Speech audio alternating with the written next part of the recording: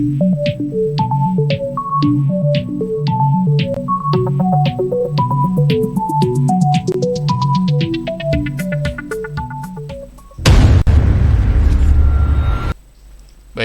selamat datang dalam channel Kuliah Daring bersama saya Dudi Iman Hartono. Kali ini kita akan membahas tentang teori hierarchy of influence.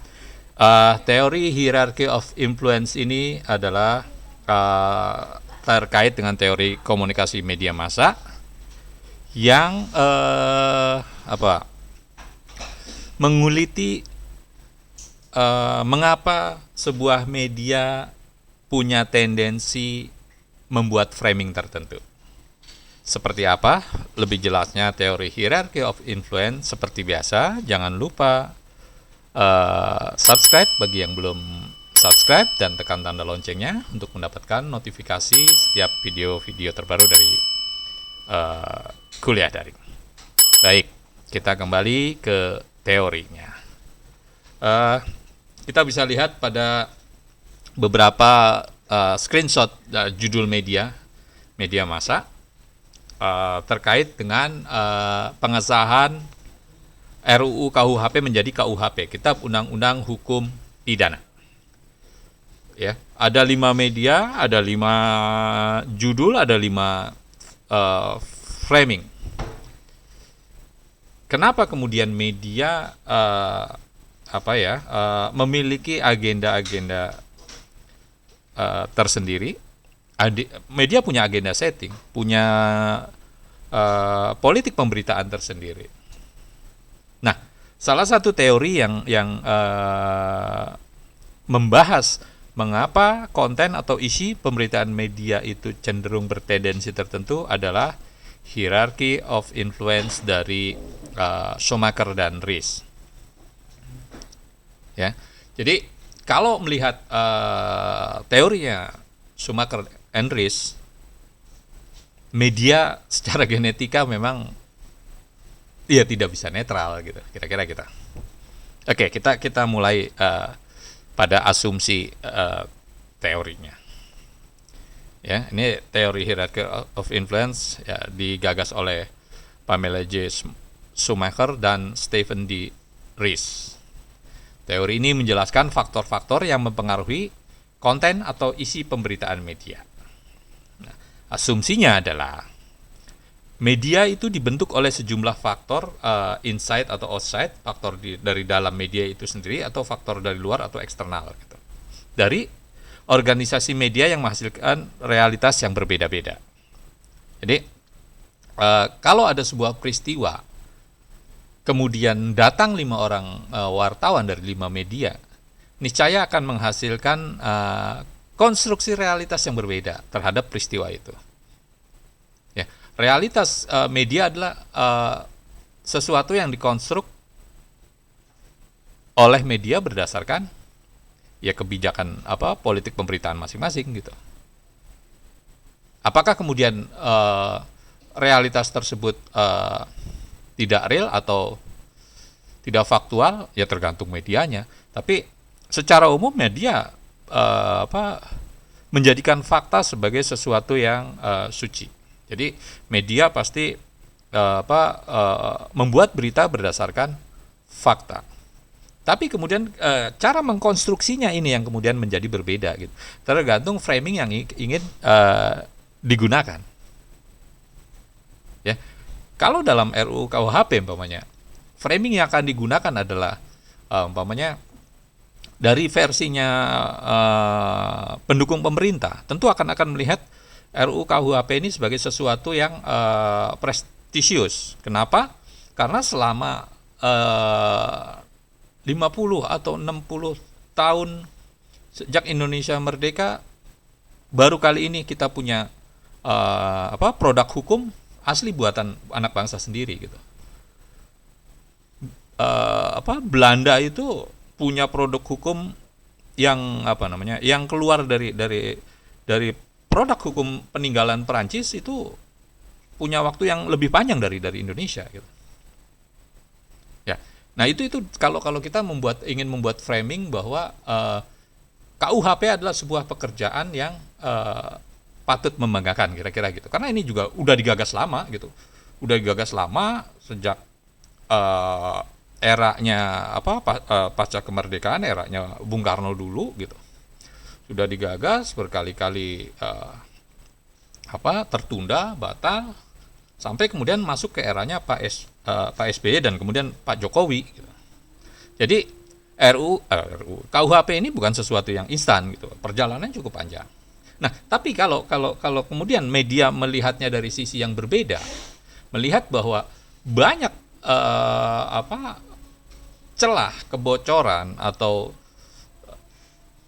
pasal yang dianggap akan mengganggu hak asasi manusia dan sebagainya, ya bisa saja seperti yang saat ini banyak juga dipublikasi oleh media dengan mengambil narasumber dari tokoh tertentu. Ya. Jadi itulah kenapa realitas media yang berbeda-beda. Ada faktor dalam, ada faktor luar. Kemudian asumsi yang kedua adalah pengaruh internal pada konten media berhubungan dengan kepentingan pemilik media, individu wartawan atau wartawannya, dan rutinitas organisasi media. Kepentingan pemilik media, ya kita bisa lihatlah di Indonesia ada 3 konglomerat pemilik media yang juga 2 diantaranya adalah pemilik partai politik. Ada Pak Haritanu Sudibyo dan Pak Surya Paloh. Satu lagi Pak Abu Rizal Bakri, ya eksponen Partai Golkar gitu. Dari sini kita bisa melihat bahwa seberapa netral sebuah media di tengah atau di antara pemilik yang memiliki kepentingan politik, punya partai politik gitu. Kemudian asumsi yang berikutnya adalah faktor eksternal yang berpengaruh pada konten tentu saja.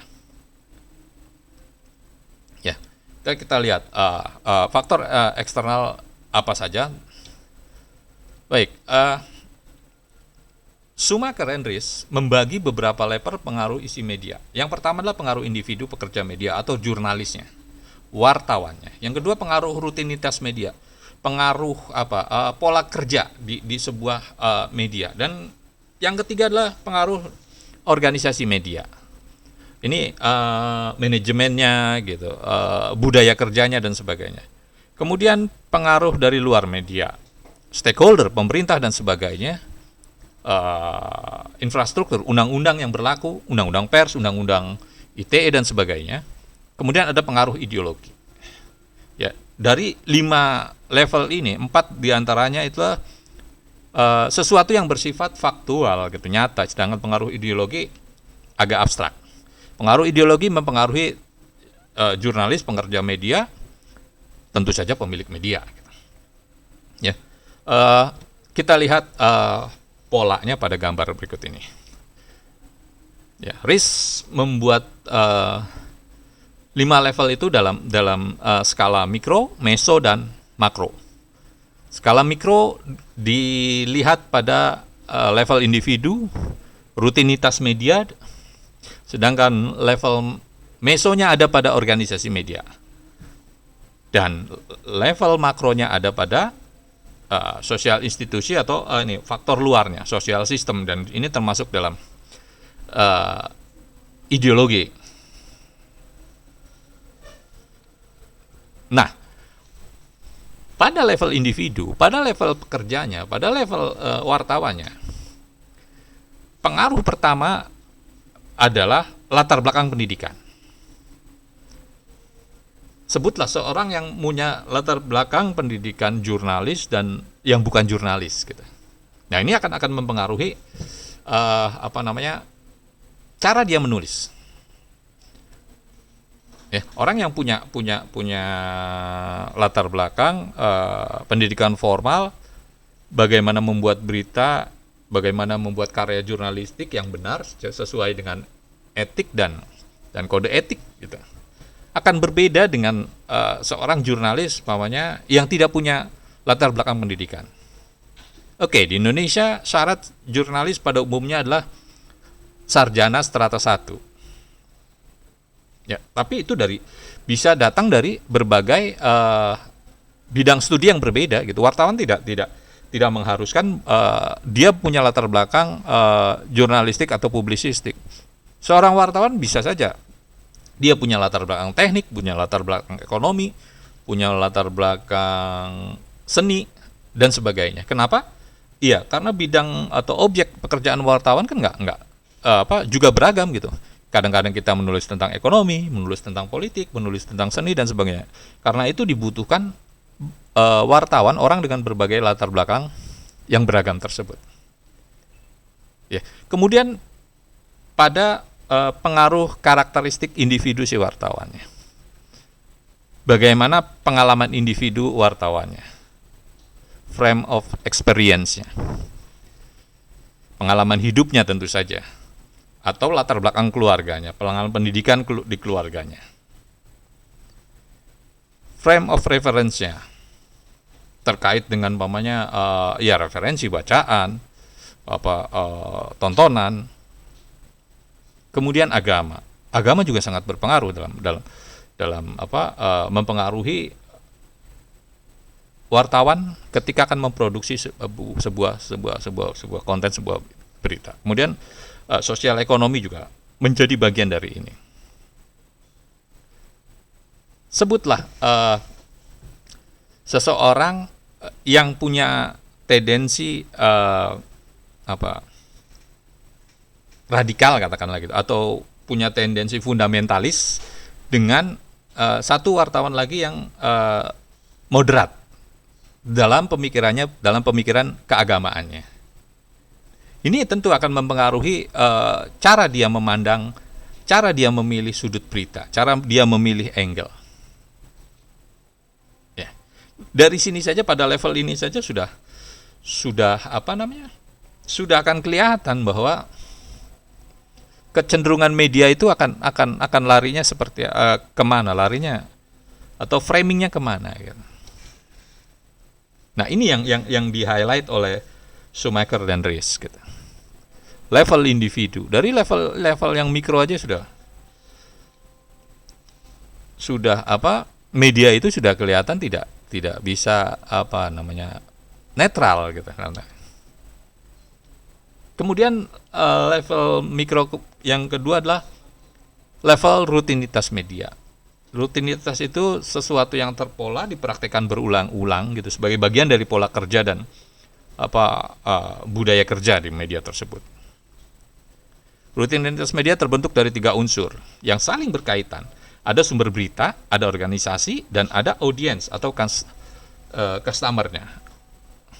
Polanya seperti ini yang ditampilkan oleh Schumacher and Rees. Ya. Organisasi media. Ya. Setiap media lagi-lagi punya politik pemberitaan tersendiri. Setiap media punya agenda setting tersendiri. Setiap hari ada banyak berita yang dikumpulkan oleh wartawan gitu. Katakanlah satu media punya 10 wartawan. Satu wartawan dibebankan untuk menulis 10 sampai 15 berita. Katakanlah 10. Berarti ada 100 berita yang disetor wartawan setiap hari. Sementara kemudian adalah jumlah halamannya terbatas, space untuk menulis berita terbatas. Gitu. Disinilah kemudian organisasi media itu menseleksi berita mana saja yang akan ditampilkan atau akan dipublikasikan di media tersebut. Nah, pemilihan berita apa saja yang akan muncul ini bagian dari agenda setting media gitu. Nah di sini aja tadi level dari individu akan berpengaruh gitu. Bagaimana seorang editor memilih berita yang akan ditampilkan. Ada satu berita tentang KUHP umpamanya. Kemudian ada 3 narasumber yang didapat oleh wartawan. Yang satu pro, yang satu netral, yang satu lagi anti, kritis terhadap pemerintah. Mana yang mau dipilih? Nah, ini kan tergantung kebijakan medianya. Medianya secara umum dia berada di apa namanya, di sisi yang mana gitu, sisi yang pro, sisi yang kritis, atau netral. Kalau kemudian media itu dimiliki oleh seorang konglomerat yang juga pemilik partai politik, tendensinya akan semakin jelas gitu. Apalagi kalau partai politik itu partai politik pendukung pemerintah gitu. Ya. Nah, ini kemudian berkait lagi dengan audiensnya. Audiens atau khalayak yang akan kita sasar gitu. Ya. Ada media yang menyasar pada khalayak yang katakanlah secara ekonomi kelasnya di C dan D atau C plus gitu kan, kalangan bawah gitu kan. Nah, pada level ini pada audiens yang seperti ini pokoknya kecenderungannya mana yang disukai, dan bahasa yang dipilih, diksi yang dipilih, bombastis atau dan sebagainya. Kita kan bisa lihat media-media atau media dengan pembaca yang segmented, membaca dari kelompok agama tertentu namanya, atau kelompok organisasi tertentu. Nah, kita kan ini juga menjadi itu. Kemudian sumber beritanya. Kalau kita ketemu wartawan ketemu dengan dengan sumber berita yang itu saja gitu, yang secara pemikiran sama, ideologi sama, ya itu kan menghasilkan sebuah rutinitas yang itu saja muter gitu. Nah, rutinitas inilah yang juga di highlight oleh Schumacher dan Ries sebagai salah satu yang memicu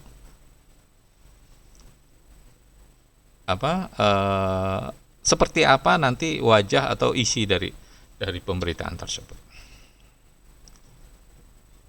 Kemudian level organisasi media, manajemen media, kebijakan media, politik pemberitaan, tujuan media dan sebagainya. Nah, ini di level ini nih. Bagaimana pemilik media ketika melakukan rekrutmen, tentunya dia akan mencari editor in chief atau pemimpin redaksi yang punya pemahaman yang sama dengan dia. Pemilik media atau penyandang dana tentu harus memastikan bahwa orang kepercayaannya itu, orang nomor satu di media itu adalah mampu mendelegasikan kepentingannya di media tersebut. Ya, kalau dari pemimpin redaksinya sudah klik dengan pemilik media, si pemimpin redaksi tentunya akan memilih redaktur yang juga klik dengan dia gitu, sampai ke bawah. Ya, jadi di sini pengaruh pemilik media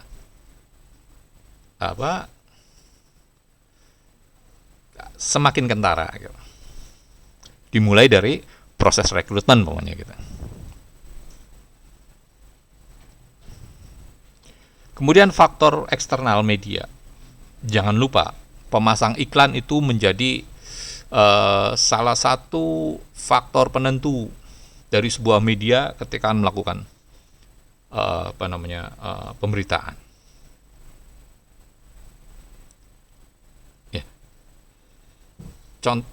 Saya sering mencontohkan ketika pilkada DKI eranya pasangan Pak Jokowi Pak Ahok versus Pak Fauzi Bowo. Waktu itu banyak media kemudian lebih senang memberitakan tentang Pak Jokowi dan Pak Ahok. Kenapa? Karena clickers atau rating dari dari berita tersebut ternyata cukup tinggi. Ketika rating berita itu cukup tinggi, pemasang iklan akan senang memasang iklan di media tersebut. Kalau pemasang iklan banyak, kenapa juga si pengelola media tidak memberitakan itu berulang-ulang gitu. Nah, disitulah pengaruh pemasang iklan muncul. Yang kedua adalah stakeholder, pemerintah.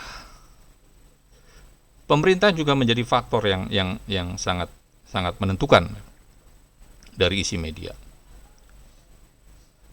Para jurnalis di era Orde Baru sangat paham tentang ini, bahwa mereka tidak bisa menulis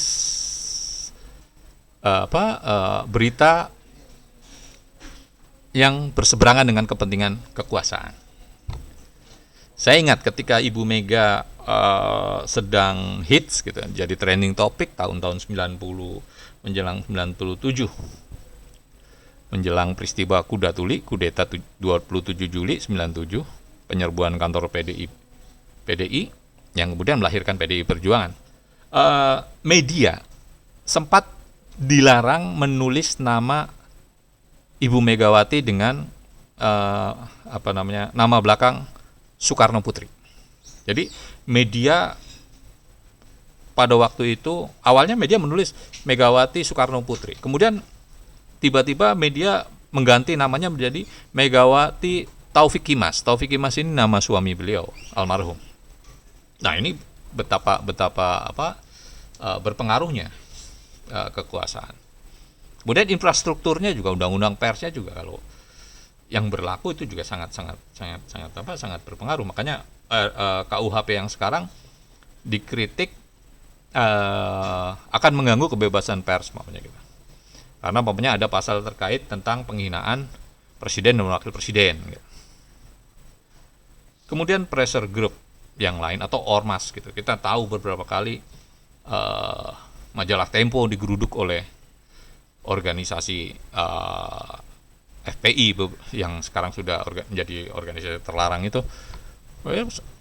Banyak media-media yang digeruduk oleh kelompok-kelompok kepentingan tertentu gitu. Nah, ini juga akan mempengaruhi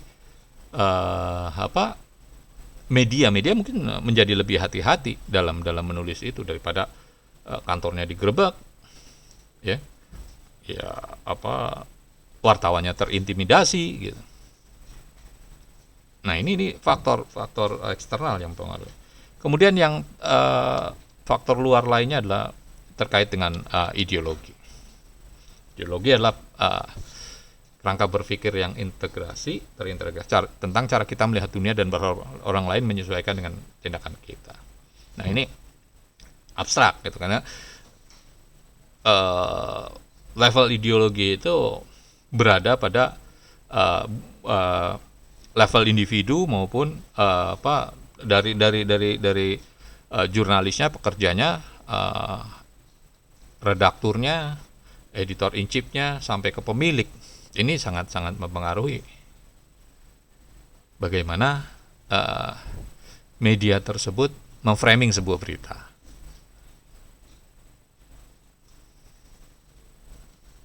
Nah, 5 faktor itulah yang dilihat oleh Schumacher and Ries dalam rangka melihat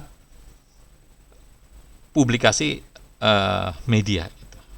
Jadi kenapa media tidak menghasilkan realitas yang berbeda-beda, padahal objek pemberitaannya sama, peristiwanya sama, faktanya mungkin juga sama, tapi yang keluar berbeda karena 5 faktor tadi. Oke, baik, itu saja penjelasan dari saya tentang teori hierarchy of influence dari Ries and Schumacher. Terima kasih telah menyaksikan channel Kuliah Daring, dan terima kasih bagi yang telah mensubscribe. Sampai jumpa.